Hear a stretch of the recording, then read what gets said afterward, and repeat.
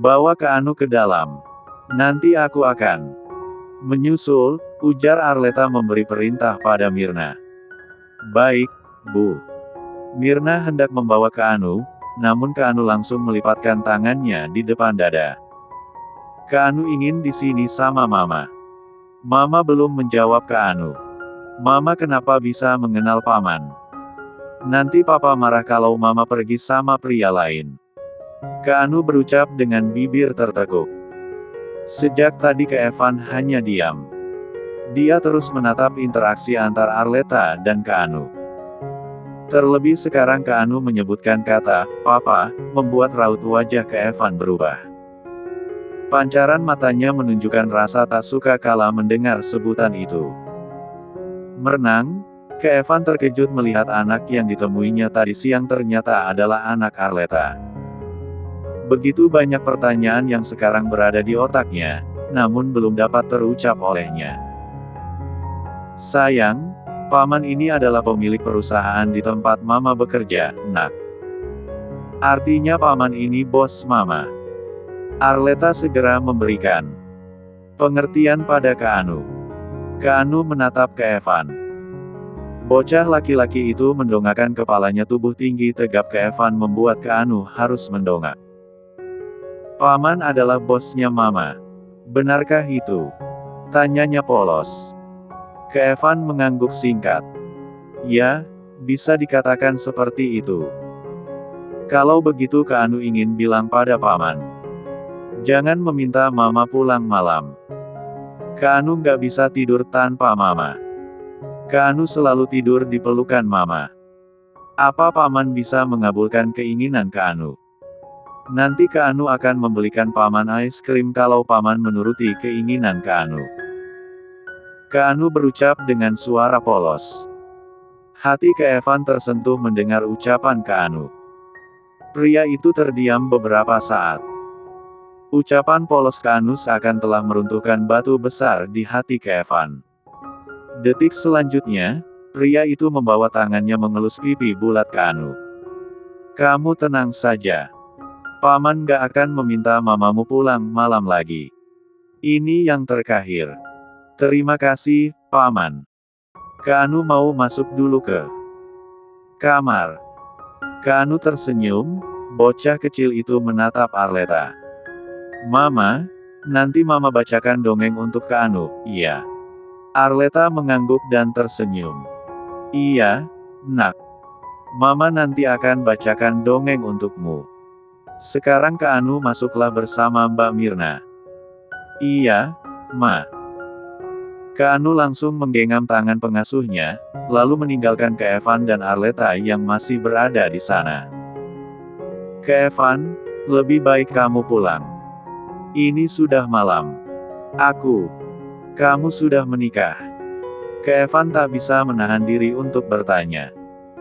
Sejak tadi dia menunggu Arleta menjelaskan padanya. Namun kenyataan yang Ke Evan dapatkan adalah Arleta tidak mengatakan apapun padanya. Bukan urusanmu. Maaf, aku harus masuk ke dalam. Aku ingin membacakan dongeng untuk putraku. Arleta hendak masuk ke dalam lobi apartemen, tapi dengan cepat Ke Evan langsung mencengkeram lengan Arleta, menahan wanita itu untuk pergi. Kamu belum jawab pertanyaanku, Leta. Seru. Ke Evan kesal. Arleta tersenyum sinis. Bukankah aku sudah bilang untuk jangan mencampuri kehidupan pribadiku? Lagi pula kamu ini kenapa, Ke Evan? Dari dulu kamu selalu marah sama aku kalau aku banyak tanya tentang kehidupanmu. Tapi kenapa sekarang kamu ingin tahu kehidupanku? Arleta tak mungkin lupa. Dulu dikala dirinya masih berkuliah satu universitas dengan Ke Evan. Ke Evan tidak suka jika dirinya banyak bertanya terutama tentang privasi pria itu. Ke Evan melangkah mendekat pada Arleta. Mengikis jarak di antara mereka. Sepasang iris mata coklat Ke Evan menatap tajam manik mata coklat Arleta. Kamu lupa kalau kamu bekerja di perusahaanku. Menanyakan status perkawinan adalah hal normal. Aku berhak tahu karyawanku sudah menikah atau belum. Arleta terdiam kala mendengar ucapan Kevan. Sebelah tangan Arleta terkepal begitu kuat. Mati-matian Arleta mengendalikan dirinya. Dia tak akan pernah memberitahu pada Kevan tentang Keanu. Tidak akan pernah. Aku sudah menikah tapi aku juga sudah bercerai. Aku rasa jawaban ini sudah cukup untuk menjawab pertanyaanmu. Untuk alasan bercerai kamu nggak berhak bertanya. Itu sudah menyangkut kehidupan pribadiku. Maaf, aku harus masuk ke dalam. Putraku menungguku. Arleta mulai menjauhkan tangannya kala cengkraman tangan Kevan melonggar. Arleta melangkah meninggalkan Kevan yang masih bergeming di tempatnya. Tampak tatapan Kevan tak lepas menatap punggung Arleta yang mulai lenyap dari pandangannya. Jawaban Arleta sukses membuat Kevan bungkam. Terutama kala Arleta mengatakan sudah bercerai. Artinya dulu Arleta pernah menikah. Sit. Kevan mengumpat dalam hati. Entah kenapa mendengar Arleta pernah menikah membuat Kevan seakan terbakar.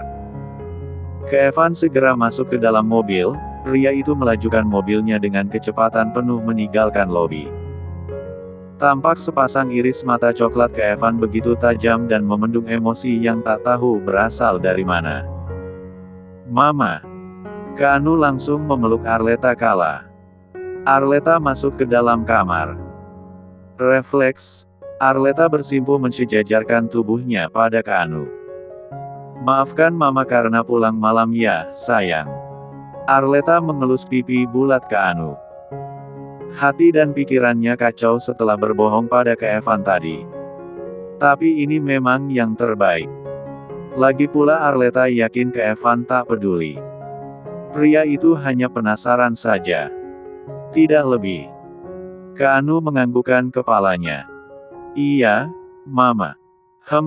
Mama, apa Paman tadi sudah pulang?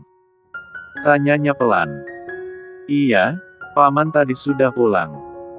Sekarang Mama ingin tanya sama Keanu. Keanu gimana bisa kenal sama Paman tadi? Tanya Arleta yang sejak tadi ingin tahu. Tadi siang Keanu ketemu Paman tadi di taman, Mama. Keanu juga memberikan satu es krim Keanu untuk Paman tadi. Oh, ya, Ma. Paman tadi sangat tampan. Apa Papa juga tampan seperti Paman tadi, Ma? Tanya Keanu bertanya dengan suara polos. Arleta terdiam kala mendengar ucapan Keanu. Dia merasakan seperti luka terbuka tersiram alkohol. Begitu perih. Tapi jujur adalah hal yang tak mungkin. Dia tak akan pernah memberitahukan tentang Keanu pada Kevan. Sampai mati pun tidak akan pernah. Hadirnya Keanu semua karena Arleta, bukan karena keinginan Kevan. Sudah bertahun-tahun Arleta berjuang membesarkan Keanu seorang diri. Dia sama sekali tidak membutuhkan bantuan siapapun dan Kevan tak perlu tahu tentang Keanu, karena pasti Kevan tidak menginginkan Keanu di hidup pria itu. Papa jauh lebih tampan dari Paman tadi. Nanti saat dewasa Keanu akan setampan Papa, jawab Arleta dengan senyuman di wajahnya. Yeay. Keanu memekik kegirangan. Bocah itu langsung memeluk erat leher Arleta. Arleta kembali tersenyum. Ya sudah, ayo kita tidur. Mama akan bacakan dongeng untuk Keanu. Keanu menganggukkan kepalanya. Lalu Arleta bangkit berdiri, dan menggenggam tangan mungil Keanu melangkah menuju ranjang. Raut wajah Arleta begitu muram. Lagi dan lagi dirinya harus berdusta. Bukan tanpa alasan, tetapi Kevan tidak pantas menjadi ayah Keanu. Kevan hanya akan memberikan contoh yang buruk pada Keanu. Jauh lebih baik Keanu tidak tahu ayah kandungnya. Sifat bajingan Kevan dan Nuraga sudah membuat Arleta muak. Arleta tidak mau sampai Keanu menuruni sifat buruk Kevan. Itu yang menjadi salah satu alasan kuat, Arleta menyembunyikan keberadaan Keanu. Maafkan Mama, Nak. Kelak kamu pasti akan mengerti, batin Arleta dengan air mata yang nyaris terjatuh. Sekalipun sudah berjuang untuk kuat, tetap saja dia mengalami luka di hati yang teramat dalam. Sekarang dikala hati mulai tertata, malah takdir mempermainkannya dengan dipertemukan dengan pria yang memberikan luka teramat dalam untuknya. Keevan menenggak vodka di tangannya hingga tandas. Benak pria itu teringang bocah kecil yang tak sengaja bertemu dengannya di siang hari yang merupakan anak Arleta. Otaknya seakan blank dikala mengetahui kenyataan itu. 5 tahun sudah Keevan tak bertemu dengan Arleta. Wajar kalau Arleta sudah menikah. Terlebih wanita memang akan selalu lebih dulu menikah daripada pria. Akan tetapi entah kenapa mengetahui kenyataan itu membuat hati Keevan menjadi panas. Sit. Keevan mengumpat seraya mencengkram kuat gelas sloki di tangannya. Pria itu membenci suasana hatinya yang sangat amat tidak nyaman. Padahal harusnya dia bersikap biasa saja, atau bahkan tak peduli. Tapi dia sendiri tak mengerti kenapa malah seperti tak suka mendengar kenyataan Arleta sudah pernah menikah, dan bahkan sudah memiliki anak. Keevan mengembuskan napas kasar dan memejamkan mata singkat. Pria itu menyambar ponselnya menghubungi asistennya. "Bawakan. Aku seorang wanita," titahnya tegas dikala panggilan terhubung. "Maaf, Pak. Apa Anda ingin saya memanggil Non Nasya?" ujar Angga dari seberang sana guna memastikan. "Bukan Nasya. Wanita lain. Carikan aku yang jauh lebih cantik dari Nasya," seru Keevan dengan penuh emosi. Baik, Pak. Saya akan segera mengirimkan wanita pada Anda," jawab Angga gugup dan ketakutan dari seberang sana. Keevan menutup panggilan telepon tersebut, dan meletakkan ponselnya ke sembarangan arah. Raut wajah pria itu menunjukkan jelas kemarahan yang tak tertahankan. Dia sengaja meminta sang asisten membawakan wanita cantik untuknya agar penat di kepalanya hilang. 30 menit kemudian, seorang wanita cantik dengan lekuk tubuh indah nan S3 melangkah menghampiri Keevan. Tubuh wanita itu sangat mulus tanpa sama sekali ada noda. Putih bersih. Rambut pun terjuntai sempurna. Harusnya setiap kaum Adam yang melihat wanita cantik itu akan terpesona. Namun, sayangnya Keevan hanya duduk di tempatnya dan menatap biasa wanita cantik itu. Seolah Keevan itu memiliki penglihatan yang buruk, sampai tak kagum akan keindahan sosok wanita cantik yang ada di hadapannya. "Hai." Wanita cantik itu menyapa Keevan dengan anggun. Dia melangkah mendekat ke arah Keevan. B0K0-nya padat dan besar, membuatnya sangat S3. Dress yang dipakainya begitu mini bahkan nyaris membuat cel 4 nadal 4-nya terlihat. Keevan bangkit berdiri, menghampiri wanita cantik itu.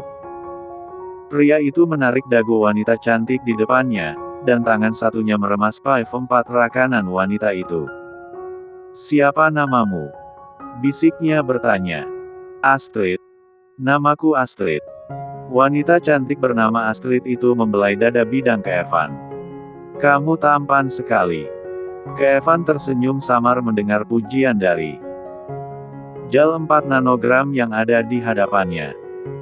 Dia mulai melcuti Pa 4 Ian J4 lang di hadapannya. "Pu 4 skan aku," titahnya. "Tentu. Aku akan mem-V4 sek 4 N-mu, tampan." Astrid mulai memainkan jari cantiknya di kejempatan 4 nan Keevan. Keevan meng 3R 4 meter ni 1 km 4 T merasakan perem 4 inan Astrid. Pria itu M3 Ecevembu Astrid dengan hebat hingga membuat Astrid mel 0 los 4 ND3 sa 4 N. Namun, ketika permainan P4 nas tengah berlangsung sekelebat wajah Arleta muncul di dalam benak Keevan. Permainan Pan 4S itu langsung terhenti dikala bayangan wajah Arleta muncul di dalam benak Keevan. Pria itu langsung menjauh dari Astrid. Umpatan dan makian lolos di dalam hatinya dikala wajah Arleta muncul di dalam benaknya. Kenapa berhenti? Astrid bingung melihat ke Evan yang menghentikan permainan panas yang tengah berlangsung. Padahal permainan sedang sangat nikmat. Pakai bajumu dan pergilah. Asistenku akan tetap mengirimkan uang ke rekeningmu, seru ke Evan meminta Astrid pergi. Kenapa? Apa permainanku kurang memo 4 skanmu? Astrid membelai lengan kekar ke Evan, namun ke Evan segera menepis tangan Astrid. Pergi. Apa kau tuli? Seru ke Evan menatap tajam Astrid. Astrid nampak kesal dikala ke Evan mengusirnya. Wanita itu langsung memakai pakai empatnya dan melangkah pergi meninggalkan ke Evan. Brengsek. Ke Evan menyambar wine yang ada di atas meja, dan menenggaknya hingga tandas. Pria itu tak henti meloloskan umpatan. Kenapa malah Arleta muncul di dalam benaknya? Sial. Ke Evan membenci situasi seperti ini. Pak ke Evan. Sang pelayan menundukkan kepalanya kala ke Evan melangkah masuk ke dalam rumah. Tampak raut wajah ke Evan begitu dingin dan sorot mata menajam. Aku sedang tidak ingin diganggu. Kalau ada yang mencariku katakan untuk temuiku besok, tukas ke Evan dingin dan tegas. Maaf, Pak, tapi di dalam ada Pak Bagas dan Ibu Nadira mencari Anda. Mereka sudah kembali dari Moskow, tutur sang pelayan memberitahu. Ke Evan mengembuskan napas panjang seraya memejamkan mata lelah. Kedua orang tua ke Evan itu sebelumnya berada di Moskow karena ada pertemuan bisnis. Tapi ke Evan tak menyangka sepulang dari Moskow kedua orang tuanya itu malah langsung menemuinya. Ditambah hari ini ke Evan sedang tidak ingin diganggu. Ke Evan memang tidak tinggal satu rumah dengan kedua orang tuanya. Bukan tanpa alasan, tapi ke Evan tidak suka banyak aturan-aturan yang dia dengar. Tanpa berkata, ke Evan langsung melangkah masuk ke dalam rumah. Pria itu segera menuju ke kamarnya. Lebih tepatnya ke Evan menghindar bertemu dengan kedua orang tuanya. Namun, sayangnya harapan ke Evan tak terwujud. Tepat dikala ke Evan hendak masuk ke dalam lift. Langkah ke Evan harus terhenti melihat kedua orang tuanya mencegat dirinya. Apa kamu nggak tahu sopan santun, ke Evan? Papa dan Mama pulang kenapa nggak menyapa kami? Seru Nadira ibu ke Evan. Wanita parubaya yang masih sangat cantik itu memberikan tatapan dingin pada putra tunggalnya itu. Ma, aku lelah. Aku ingin istirahat, jawab ke Evan datar. Kamu pasti menghindar dari Mama karena nggak mau Mama tanyakan kapan kamu menikah, kan? Nadira sudah menduga kenapa putra tunggalnya itu menghindar darinya. Karena memang selama ini, Nadira selalu menanyakan kapan putranya itu bisa membawa pasangan. Wajar saja, dia memang sudah tak sabar ingin memiliki cucu. Ditambah usia putranya sudah dikatakan cukup untuk menikah. Ke Evan akan selalu menghindar, jika Mama terus menanyakan kapan dia menikah, sambung Bagas ayah ke Evan dengan embusan napas panjang. Dia sudah sangat hafal putranya itu akan selalu menghindari pertanyaan tentang pernikahan.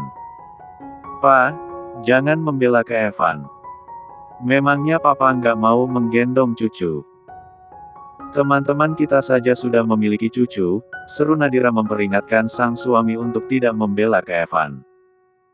Pasalnya nanti ke Evan akan merasa berada di tahap yang aman, jika mendapatkan pembelaan.